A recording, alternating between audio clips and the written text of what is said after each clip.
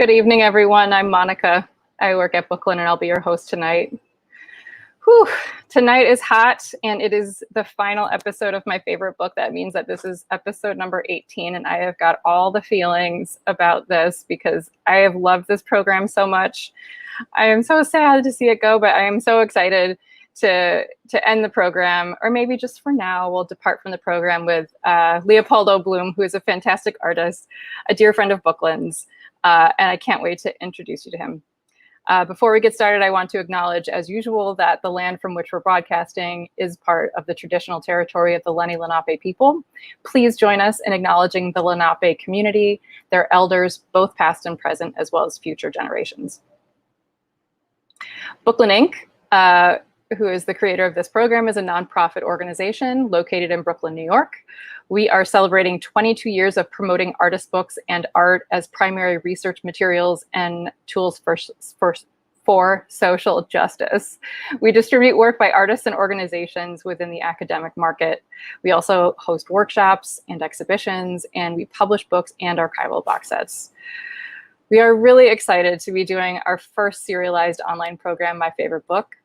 This is a program that we created because we acknowledge that this past year has been very challenging for everyone. Our values have shifted, or if they haven't shifted, then they've shifted the way we choose to bring those values into public or professional spaces. And so we wanted to do this program as an informal conversational opportunity to revise ourselves, to reintroduce ourselves to each other. Because the way we talk about or share what we do in this world is very important. And it's also our own to undertake. It's something that will look different for everyone who makes the choice to share these things. And so on behalf of Booklyn, I want to thank every one of the 18 artists for showing up and for sharing what they do and for telling us why they love it and why they nurture what they love into the form of a book. So thank you. For anyone watching, if you want to watch the other episodes, you can find a full listing on our website, or you can watch them on YouTube right here. And for more information about Booklyn, you can check us out on our website, booklyn.org, at Booklyn Art on Instagram and any social media platform that we use. And Linktree/Booklyn has tons of links that you will find very delightful. And lastly, I wanted to thank the New York City Department of Cultural Affairs for supporting My Favorite Book. So tonight we are delighted to introduce Leopoldo Bloom, who is going to present the book, The Migratory Patterns of North American Queers at the Turn of the Century. The best title I have heard in so long. I love this title. I love everything that this book does. I can't wait.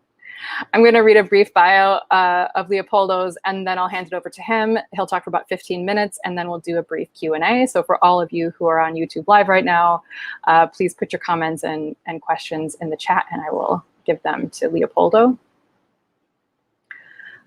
All right.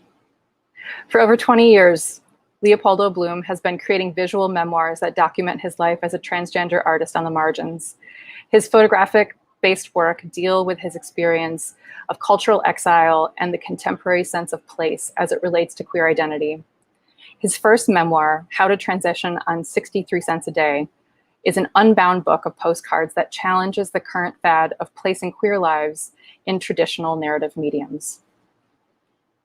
I'm so pleased to introduce Leopoldo.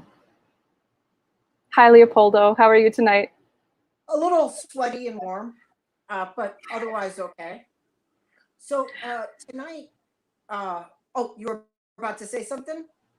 I was just going to say we're doing something a little clever where I'm doing a screen share for Leopoldo. So I think we're going to leave space for Leopoldo to let me know when he's ready for that to come up. So I'll leave it to you, and I'll wait for your cue. Sure. So when you first approached me about my favorite book, I thought I would present the book that I'm working on. But in general, when someone asks you the question, what's your favorite book? It's the book where you find your story at any given moment. So these are two books that I'm reading right now. This is a really good one, Recollections of My Not Existent. It's Rebecca Solnit's new memoir. And this is what I'm reading right now, also My American History by Sarah Schulman. So basically, anywhere you find your story is your favorite book. So usually your favorite book is where you underline everything, because you need to remember it, because it's like a little mirror, and as little reminders, you want to underline everything. So after I finished my first book, uh, I basically, as mentioned in my bio, I make movies. And how I make movies is, with 35 millimeter film. And this is how I kind of look at movies on a light table, and gain heat also when it's cold out. But so when I look at my movies, all of the movies that I made, I realized, I want to make a book of all of the pictures that I took, from my home movies. So I was thinking, my favorite book is basically just going to be a book about my life with all of the pictures. So it took me a while to figure out, a structure of how I was going to do it, how I was going to take all of these little film strips, little pictures that I've been taking of my life, and put it in a book format. So, I took classes on how to bind things, and, had little structures of transparencies for my images. But the thing that really struck out to me was when I went to Goodwill, and I found books that were very cheap, that were basically photo albums for people to put their stories. All of these photo albums are around babies and weddings and family. And what I decided to do with these photo albums is just to put my pictures in them. So this is a really nice one. Let me get my head in there.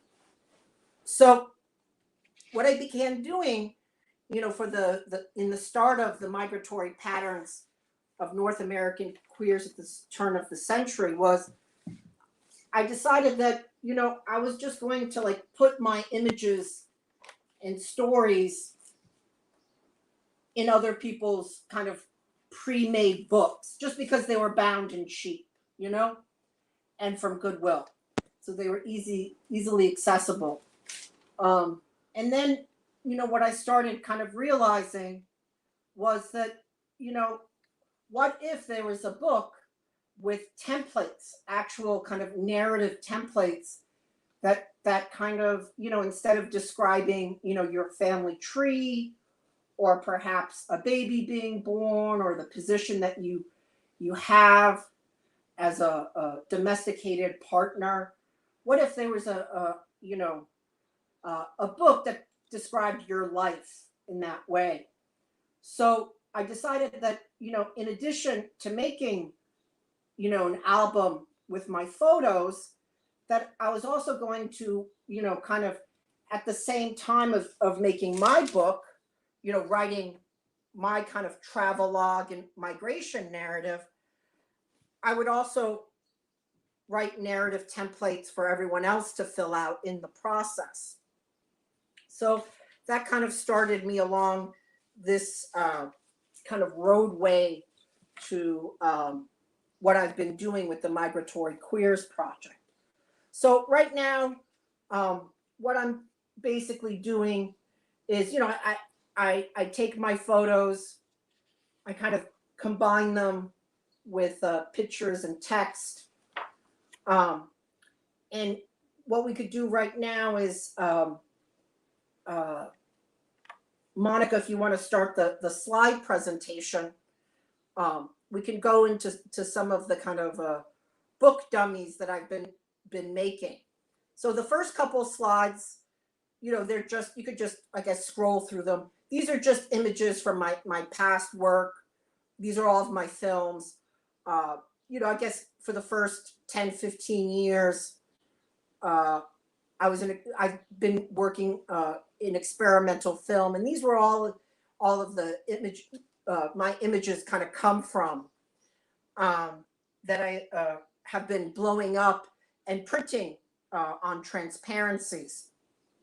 So getting back to the migratory patterns of North American queers, migratory queers for short, since it's such a mouthful. So what I've been basically doing is taking, digitizing these still images and then printing them up as transparencies. Um, and with these transparencies, I've been kind of combining picture and text to kind of flesh out a migration narrative. Um, so my first book, the How to Transition on 63 Cents a Day, is basically it's a memoir told through postcards, and the idea is that they're kind of letters home from Oregon to New York City to my mom, and kind of based on her migration, from her home country of Italy to America. I kind of base my idea of, kind of comparing her migration to my migration. The idea of traveling in order to kind of find either prosperity, self-actualization, a community. And, that's kind of the template that I use, as in, like, you traveled, you had to deal with these kind of cultural adaptations, always longing for home, but then also realizing that the home that you're in, you just kind of have to make do for it because, that's where you're at. So in my second book, I kind of decided, instead of, in addition for me to tell my story about migration, that I would let other people tell their story and kind of create these kind of narrative templates. So instead of using the template of, kind of marriage, babies being born, family and lineage, it'll all be about moving. And kind of, in addition to moving, it's kind of, the book will kind of, have a queer lens to it. So you could go, the idea is that this book, it's going to exist as a physical form through sheets of paper. It's going to be an unbound book that people will buy in a series. You could keep on continuing. I think you're stuck on, oh, there we go. Keep on going. That's just an image of a letterpress printer. That's what I use to print all of my work. I also, hand set my type, and that's the machine where how I choose to publish my work by hand. So for this project, Migratory Queers, I thought, it would be a good idea to, in addition to making pages, like physical pages that people could fill out by hand, that I would also try and make it into a kind of multi-platform book. People would receive the printed page, fill it out. It would be unbound, kind of similar to early printed books. People wouldn't buy the book as bound. They would just buy it as loose sheets. And then they would choose what order the pages go into, how or if they wanted to bind it themselves. So that's the kind of current process of this book. So right now I'm finishing up the writing and basically setting type for the book. And all of these images we're seeing right now, these are all my own kind of personal book mock-ups where I'm combining picture and text. And pretty soon, what we'll see in a minute are I kind of played around with this idea. I had a maybe 4 or 5 years where I was displaced and I didn't have all of my, I didn't have access to a studio space or a home where I could unpack and receive all of my images. So I kind of played digitally with this idea of having pages. So I worked, instead of working with materials by hand, which is my, I guess, preferred practice, I started doing things on Photoshop and kind of, I had in the cloud images of my book. So I would kind of cut and paste it with text. And these kind of memes, you could kind of continue with the slides, are ways in which I kind of experimented with. How do I get across these ideas? You know, what is your favorite book? Well, it's the book of you, right? You know, everyone likes books that they can see themselves in. So, you know, basically everyone's favorite book, or everyone's, you know, the most beautiful book in the world is the one that actually reflects your story. And it's the one that you made or other people made, and kind of show you a shifting mirror of like how you can see your own story. How can you see your own life through kind of narratives that other people kind of fashion. So these are all kind of,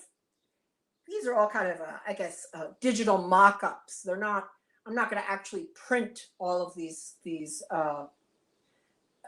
pages, but they're kind of a way of me working through certain ideas, and the idea of creating an interactive book that you can physically hold, but you could also take pictures of and screen share online.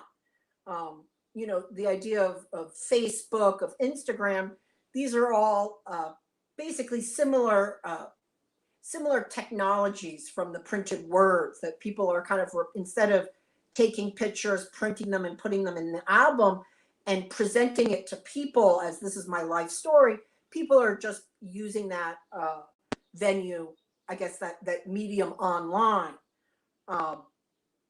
And the idea of migratory queers, you could switch back to me being live.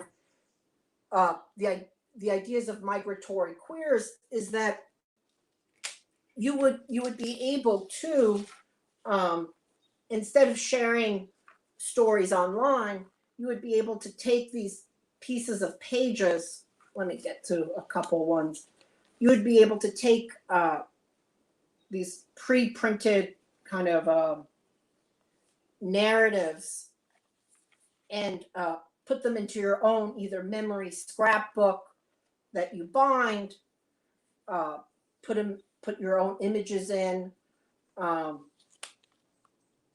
kind of make your own kind of book of you. So this is kind of I guess a book mock-up of a front-loaded memory book. And the idea is that you would just get these loose pages, place them in, and place your photos in the, I guess, empty areas. And I'm sure, I don't know, I know there's a lot of people who do scrapbooking, and that's kind of a common kind of favorite hobby that has yet to come back into style. But that's basically the idea behind the migratory patterns of North American queers at the turn of the century. You know, to have an interactive book that allows the reader / writer to narrativize their story.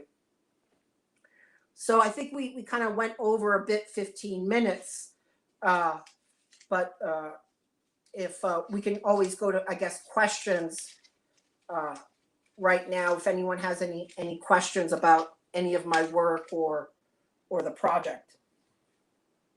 Cool. Thank you for that, Leopoldo. That was great. I love listening to you talk about your projects. And I know that this, the Migratory Queers project is something that you've been working on for many years. And every time we check in about it, I love that there's like a new dimension that has either evolved or that you've chosen to talk about. And I really love being able to keep up on it. So thank you so much. Yeah, so anybody who has questions or comments, put them in the chat. In the meantime, I just want to say, oh, there's a ghost in my house. You didn't go over the time, so if there's more that you wanted to add, I wanted to invite you to do that. Or I can just continue along my line of thinking. And yeah, we'll get back to where you were going in a second. I wanted to also thank you for kind of breaking the system in a way. And I think we talked about that recently too, that so for Booklyn, all of our clients are from institutions, librarians and curators who work within the context of like education, whether that's in an actual university or in a cultural institution like a museum.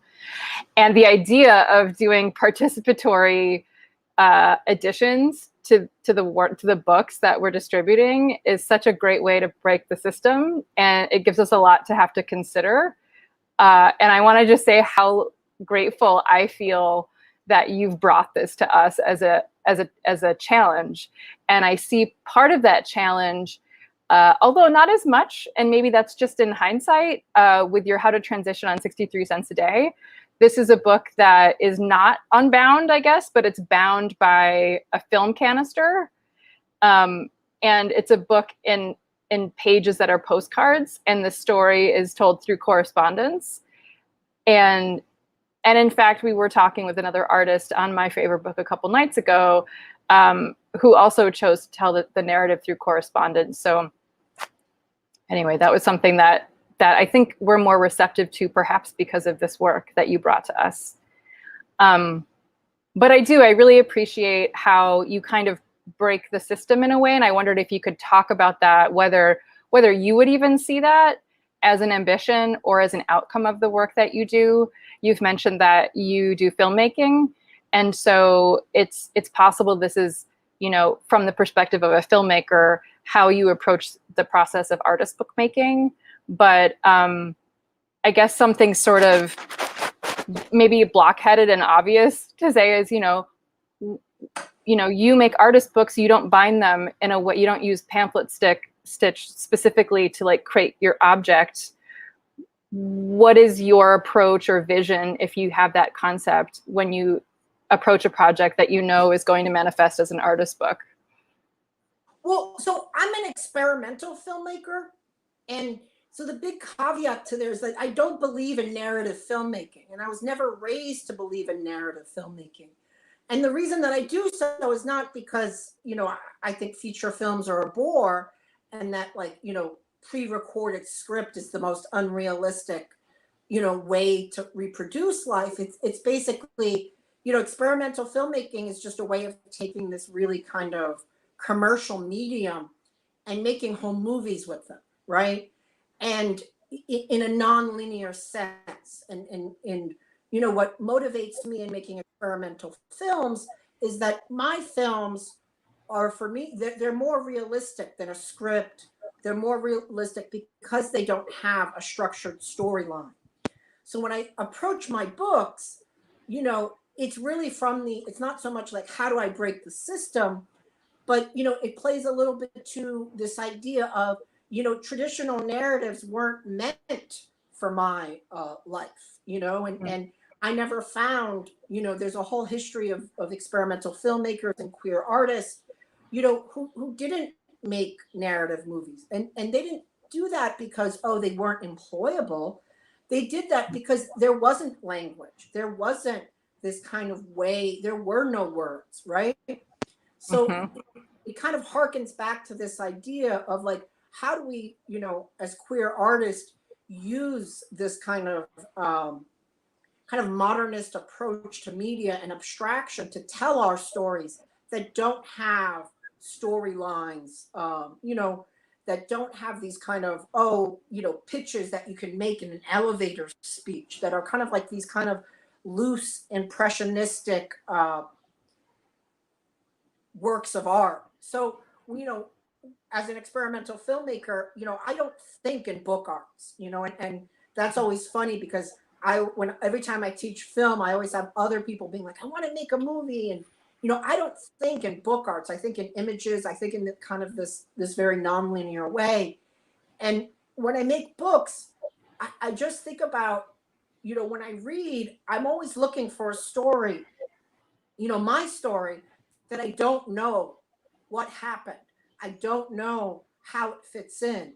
It's only when I read other people's books and can compare my experience to other people's experience that I realize what happened, right? So I guess with my books is that, I can't conceive of my life in a linear pattern. I can't say this happened to me and then that happened to me. It's just not structured in that way. So, when I work on my books, it's very easier to take these little fragments of time. And, the whole thing about adjusting them in a pattern, that comes for later. But, the idea of taking these little moments and these little ideas and symbols and piecing them out and not worrying if how they fit into a bigger mold. That's kind of my working method. And that's, you know, one that is there by necessity, not so much as this kind of like, oh, let's break the system. It's more like, how do you find a place in the system where there's no system for you, more or less. I love that. Thank you for articulating that. We do have a comment from Marsha who says that artist books are sort of the experimental film of the book world. Why, yes, they are. But it's a good thought. What's that? Oh, no, there's just a fire alarm in one of our buildings. Oh, no, I hope it's not related to the heat or any systems shutting down. And if you have to run for a fire, I don't smell smoke. Do. Okay, we'll hold out. It's okay. I mean, it seems like not to put words over yours, but it seems maybe in general terms that part of how you could see your contribution within artist books is in queering them as a verb, like queering the narrative storytelling of a book, which typically is bound and, you know, one piece and has a specific and controlled sequence. Although that's not necessarily what Bookland sees in the artist books that we distribute. But if you were just going to conceptualize the book, it's one kind of monolithic structure, and it's sequential in the order that the creator or publisher or whatever has designated. But in the process of like dismantling that one, you know, I don't know, it's like authoritative piece, and allowing the pieces to sort of matriculate in other ways, it feels like, you know, a different angle of thinking about queering culture. Yeah, I mean, you know, with my last book, How to Transition on 63 Cents a Day, you know, there are these kind of narrative moments, and it's really hard for people. I mean, even my friends who know my vague story, to be able to piece where things happen, you know, or what is, you know, and basically, you know, the idea is that you're coming away with an impression of event rather than, like you were mentioned, like an authoritative document of something that happened. And for, that's, you know, it's kind of as an artist, that's an easier way to go through the world. You know, it's easy not to kind of strive for this kind of linearity in how life develops. So in some ways, it's kind of all of these structures that we talk about in terms of narratives and in terms of like binding and having a kind of an official way to present your story. They're very restricting. You know, and they literally don't work. They don't work for a lot of people who can't put those stories, who aren't good writers, who really, like me personally, can't transition from one moment to the next. So in a lot of ways, that, you know, this type of kind of nonlinear, it's just a way to adapt a certain technology into a kind of a life experience that's, you know, kind of constantly being reworked and remassaged and kind of you know, putting into a different focus or through a different lens. So, you know, like most works, it's a, you know, a happy accident. I'm wondering if you had anything to say about what you expect of your reader or maybe viewer or whoever that audience person is on the other side of the book, if that's a healthy way of thinking of it, that as the book is received and viewed or read, you could say that more is required of the viewer to stitch together the connections.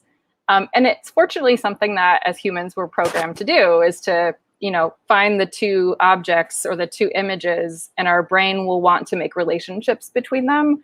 But I wonder if there's something you would say about the difference between, you know, a book that is bound and is sequential at the direction of its creator versus a book like the ones that you make, which are nonlinear. And your invitation in making books like that is that the viewer, reader is, you know, is kind of left to make their own sequential choices. Well, I guess, you know, it kind of creates a more intimate relationship because, you know, you're allowing the reader to put in their own, you know, imagination and basically their own projection. And especially with the Migratory Queers project, it's all about projecting your story onto another person's story. And that process of reading and writing as constantly projecting your life on top of the written word, your reading and interpretation of life onto the page. So I guess that's, you know, I don't know if that kind of answers, you know, your question. Absolutely, it does. If you can believe it, we're already at 31 and a half minutes. I don't know where that time went, but we could keep talking. And, you know, fortunately, you and I will keep talking in various moments as we move forward. I do want to take a minute just to let people know how they can stay in touch with you. You can find Leopoldo at Migratory Queers on Instagram or leopoldobloom.org. And I also know that you had another website for Migratory Queers. Would you like to share that? And then I can add that in the show notes. Yeah, that's just migratoryqueers.com. Great. Is there anywhere else that you'd like to share where people can find you or read more about your projects? No, that's about it. Just two websites, migratoryqueers.com and leopoldobloom.org. Okay, great. And then I'll also point out, I'll just flash it once more. If you go to bookland.org, I pushed Leopoldo's book, How to Transition on 63 Cents a Day, to our homepage. So you can read more about that project until Migratory Queers has gotten to the point that it would be on Bookland's website. We hope soon. And yeah, I guess parting is such sweet sorrow. I thank you so much for being the final presenter of my favorite book. It's quite an undertaking, I think, to be at the tail end. I appreciate it. And I wanted to ask you if you had closing thoughts or anything you wanted to mention that you didn't get a chance to before. No. Then I will thank you once again. I'll thank you to all the people who are watching. If you like what you saw, we're going to do more. So you can subscribe to our channel. All of the videos that we've done to date, all 18, are on our YouTube channel. You can watch them anytime. We're not going to put them anywhere else. So, I mean, we're not going to take them away, at least. Thank you very much, Leopoldo. Good night.